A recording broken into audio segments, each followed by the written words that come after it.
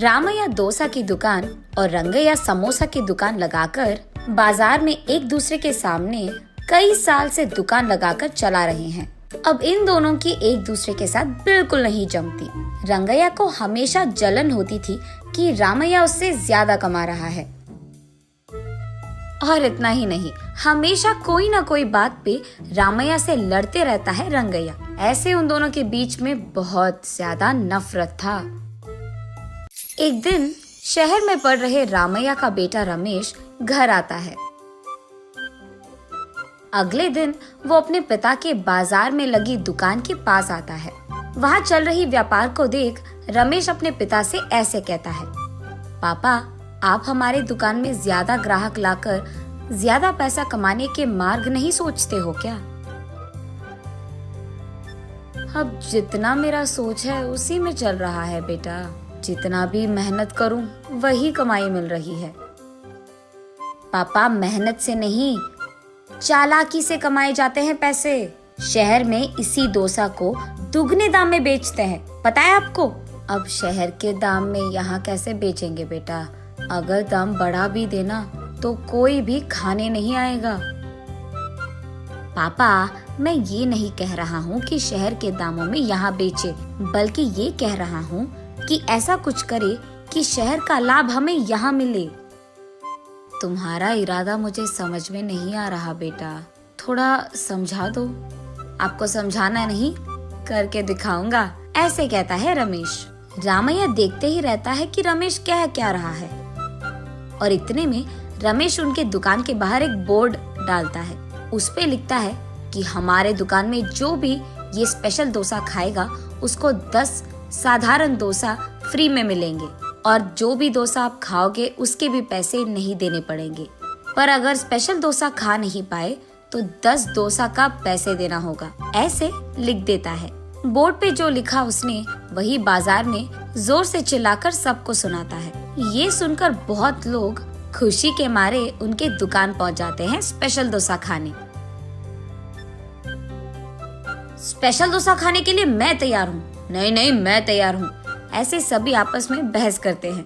तब रमेश उनके दुकान के बगल में एक बड़ा सा टेबल और चेयर लगाकर जो भी इस प्रतियोगिता में शामिल होना चाहते हैं उनको एक के बाद एक इस कुर्सी पे बैठना होगा, ऐसे कहता है।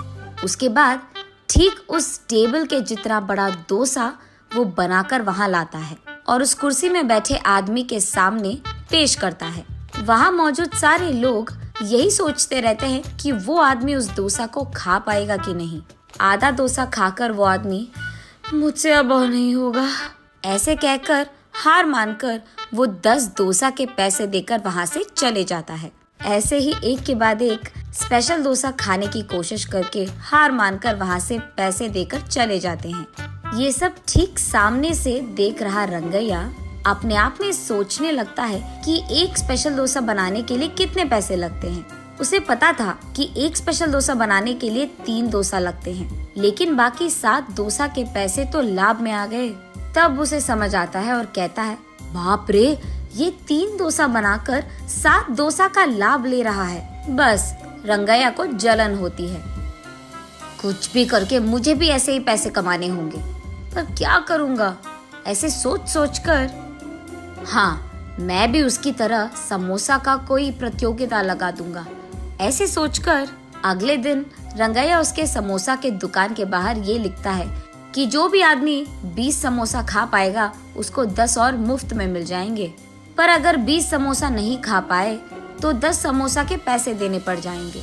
और यही बात चिल्ला चिल्ला कर बाजार में सबको बताता है। ये सुनकर बहुत सारे लोग रंगैया के दुकान आते हैं प्रतियोगिता में शामिल होने। जो लोग आते हैं उनमें से कई सारे आसानी से 20 समोसा खा लेते हैं और रंगैया के अनुसार ही वो 10 और मुफ्त में ले लेते हैं और वहाँ से चले जाते हैं। ये देख रंगैया को चक्कर आ जाता है। शाम से पहले ही आधे से ज्यादा समोसा खत्म हो जाते हैं। उसके बाद कई सारे लोग वहाँ पे आकर, हम भी खाएंगे समोसा, हमें भी दो, कहते हैं। इस कारण रंगैया को बहुत गुस्सा आ जाता है, इसीलिए वो उसके दुकान के सामने से बोर्ड हटा देता है। वो किसी को मुंह दिखाने लायक नहीं रहता है, इसीलिए बंडी को लेकर अपने घर की ओर बढ़ते रहता है। आज तो मैं 1 भी रुपए नहीं कमाया और उल्टा जो भी समोसे थे वो भी बेच दिया मुफ्त में। उसे चक्कर आकर वो नीचे गिर जाता है। आंखें खोलने पर रंगैया एक अस्पताल के बेड पर रहता है। उसके बगल में उसकी बीवी रहती है। मुझे क्या हुआ? मैं कहाँ हूँ? ऐसे पूछता है रंगैया। आपको चक्कर आकर नीचे गिर गए थे, कोई अजनबी आपको यहाँ छोड़ गया, ऐसे कहती है रंगैया की पत्नी। छा, आज सब कुछ नष्ट ही हो गया, सब बुरा हो रहा है। अरे क्या हुआ जी, आप इतने गुस्से में क्यों हो? वैसे आप शाम तक घर की मुंह भी नहीं देखते हैं, लेकिन आज दोपहर से पहले आपके समोसे खत्म हो गए और आप घर भी आ रहे थे।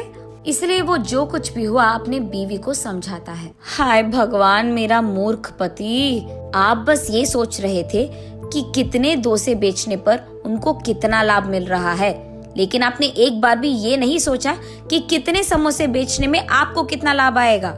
ये प्रतियोगिता शुरू करने से पहले आपको ये सब सोचना था, आपने सोचा भी नहीं, ये तो होना ही था। तब रंगैया को समझ आता है कि किसी और को देखकर हमें वही काम नहीं दोहराना चाहिए और पहले खुद की देखना चाहिए। कुछ करने से पहले 100 बार सोचना भी चाहिए, तब हम सब खुश रह पाएंगे। ये समझता है रंगैया।